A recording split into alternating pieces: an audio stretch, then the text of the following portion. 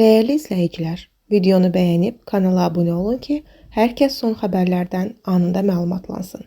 Azərbaycanda 110 min su sayğacı dəyişdiriləcək. Xəbər verir ki, bu Prezident İlham Əliyevin sərəncamı ilə təsdiq edilən Bakı şəhərində və Abşeron yarımadasında su təchizatı, yağış və tullantı suları sistemlərinin təkmilləşdirilməsinə dair 2026-2035-ci illər üçün dövlət proqramında öz əksini tapır.